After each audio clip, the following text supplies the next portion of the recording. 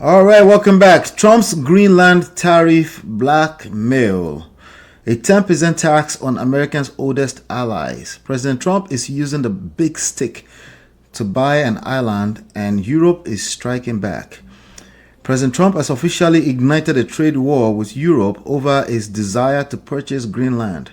On Saturday, from West Palm Beach, the president announced a 10% import tax set to rise to 25% by June on 8 European nations, including the UK, France, and Germany. The reason? The refusal to support a US takeover of the Danish territory. European leaders are calling it commercial blackmail, with France's Emmanuel Macron threatening to activate the EU's Big Bazooka, a powerful anti-coercion law to retaliate against American goods. Trump, however, remains defiant, mocking Denmark's defense as two dog sleds and insisting Greenland is a matter of U.S. national security. We're seeing the most aggressive American foreign policy in a century. Is this negotiation, right? Is this a situation where we have to study Trump? Is Trump money? What is going on here? What's your take on this, sir? Well, it's President Donald Trump of America has a creative way of fighting back when he has his back pinned to the wall or to the ground. So everything you see him doing here, how, for example, is Greenland, a Danish territory, supposed to be of security asset or security value to the United States of America. All kinds of theories have been pushed up. Honestly, many of this will never convince any serious-minded watcher of international politics. And the truth of the matter is that this is something that has the capability, the possibility of dismantling the post-Second World War alliance built around the North Atlantic Treaty Organization, NATO. And so if he is claiming today, and in that treaty, of course, America happened to be the most significant signatory to that protocol. And so when he talks today about, he's going to go it alone, ram it through, and if they do not support him, he imposes tariff. So all the tariffs that he has imposed has been of no effect, other than in Africa, where people do not easily grow tough spine to stand up to bullies and what have you, where countries like Ghana and what have you would want to quickly kiss the imperial ring. It's not really working. All those so-called tariffs imposed here and there, we Americans are the ones picking the bills. And I'm saying that with all conviction. So, I mean, when he suddenly wakes up and says, you do not go the way I want it, you are wondering, what is he talking about? When he suddenly wakes up and says, probably is now the de facto destiny shaper for a country like Venezuela, you are wondering, what is he talking about? And when he says, he will take out the leader of Iran, irresponsible as those theocratic mullahs who are running the show in Iran are, people who are killing God in the name of killing poor people, protesters. And when he says he's going to strike against them, and then you are asking, but this is the same president in the United States turning out these ICE people, the immigration enforcement people, with unrestrained orders to target American protesters here. So who is going to put him in check? So when you see that, I mean, check all the polls, all those bluffing, the bragging that he's doing about taking over Greenland is something to mitigate against the influence of Russia and other. But why does he find it so cool to kiss up to the Russian strongman, Vladimir Putin? But on the political stage, it's just like playing the people. And this is made possible because his political base, or let's say the Republican Party itself, does not really have enough strength or enough fiber in its being to say, no, this is going beyond the acceptable. But midterm elections are coming, and you check all the polls. This man is underwater. So the tariffs that is worked on, intimidating and trying to bully everybody into line, it really does not affect those countries against which the tariffs are targeted. Look at the among us, what's it called? Surplus, budgetary surplus declared by China in this past year, more than $1 trillion.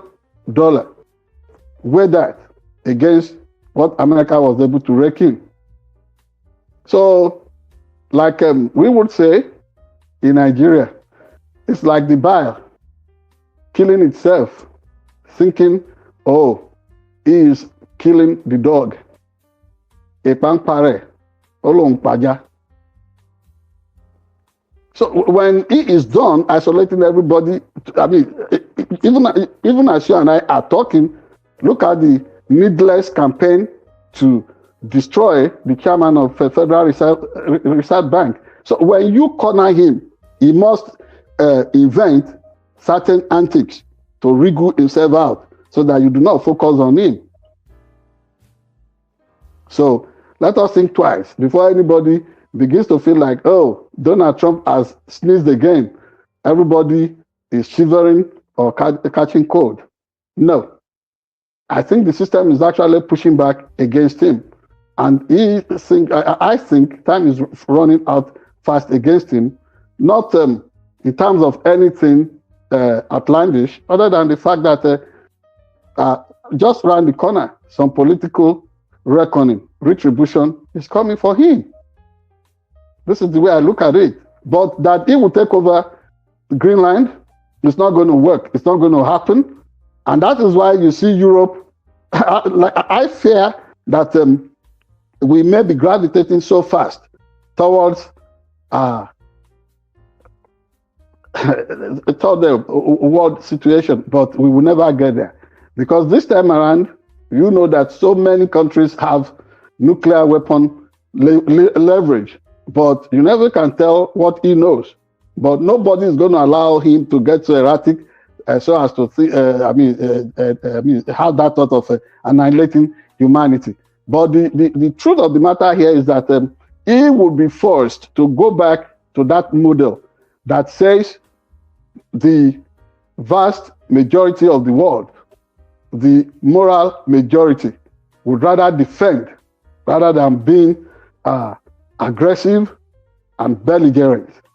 And do you see similarities between his vision, his dark vision, and that of Vladimir Putin and the North Korean people and China?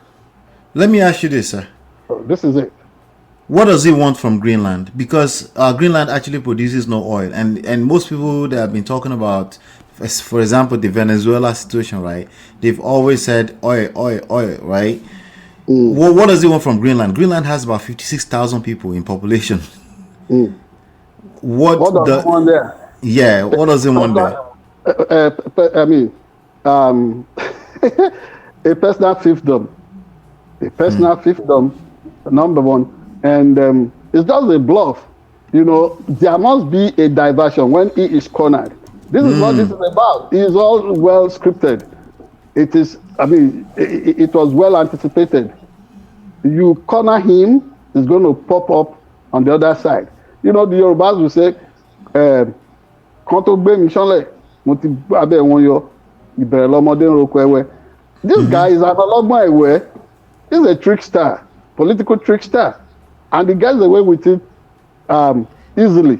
But then, ultimately, power belongs to the people, and I do not really see him getting away with this egregious ambition of taking over another country's territory.